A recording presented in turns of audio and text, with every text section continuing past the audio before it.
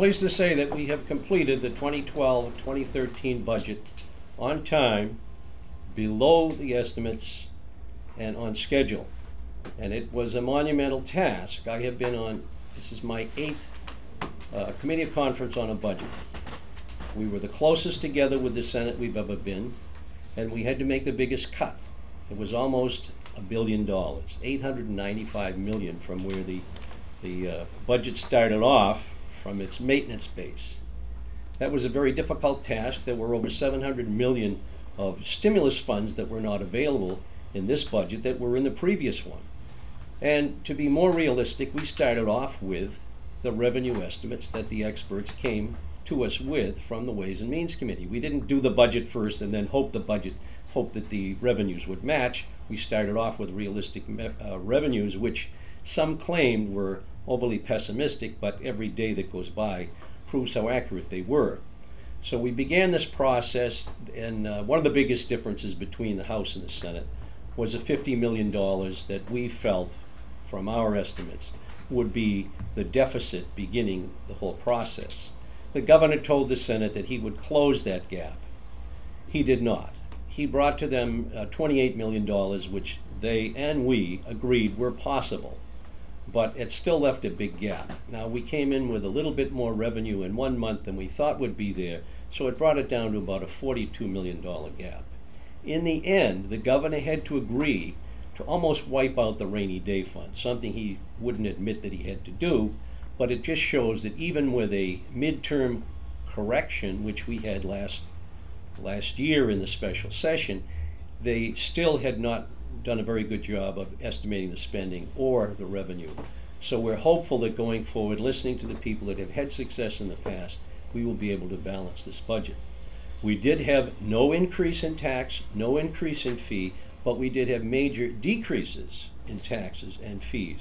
The biggest ones that come to mind are, of course, the cigarette tax down 10 cents a pack or $1 a carton, and the saltwater fishing license, which we had put at $5, and then the Senate made it $15, and then we brought it down to $10. So that is a big savings to the people that want to go saltwater fishing, and also along the line for party boats and so on. But the task was helped by the fact that the Senate took pretty much our numbers, but used a different methodology. Many of our cuts were in personnel. We went through the list and felt that departments could cope without certain jobs. That woke them up to the fact that we were serious about cuts, and then they went to the Senate and said, please don't cut the jobs. If you'll help us out, we will cut the spending to match what the House did. And in many cases, it was within a few million, it was within a few dollars of what the House had cut. But it was at a different methodology. They did it, in many cases, the back of the budget cut. We did it by personnel cut. One of the things we did that we felt would save money was to eliminate a department, Cultural Affairs. Basically, that eliminated a job, the commissioner. It took all the other functions and passed them out to either the Secretary of State to manage the libraries, the film industry under Department of Revenue and Department of Resource and Economic Development, and so on. But the Senate looked at it and said, you can't really get rid of this job because it is, in fact, a 4-year appointment and there's still several years to go. So they restored the job and used the funds to bring in a federal match. But nevertheless, they cut the Cultural Affairs Department by over $1 million. So it accomplished much of what we had tried to do. We had the governor bring to us the elimination of the Post-Secondary Education Commission.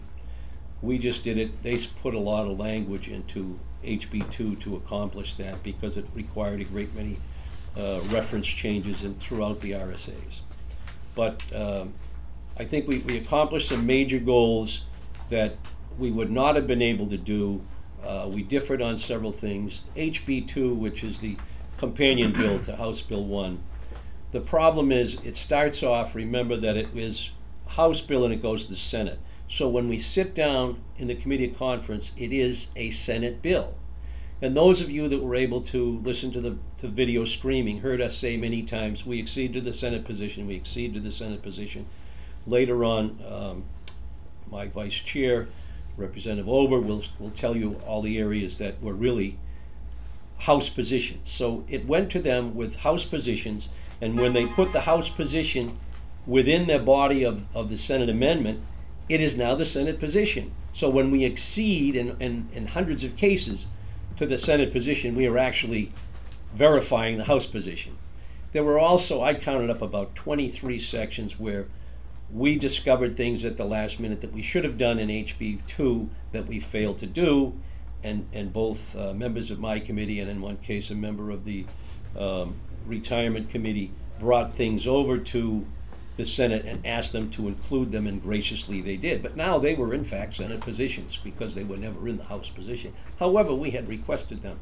So those listening to the free streaming, hearing us say we exceed, we exceed, we exceed, are misled to think that we're folding to the Senate position, when in reality, and you'll hear the numbers later, most of that HB2 is what the House put in it. So I think that's an important point, but unfortunately, I guess we should change the language. As we exceed, we should say something to the effect, we agree with the Senate on the House position, so that anybody listening to it will, but officially you have to say we exceed. So those are my comments. I think it's a great accomplishment to get this close between the two bodies when we met, change a little bit in methodology. The changes we made were minor, but really when we started off, there were many of us that didn't think it was possible without increasing a tax or fee to really balance this budget, but we have done that, and we are proud to say, and I hope that you will realize when we discuss the minute details that we have done everything we could. I thank you very much.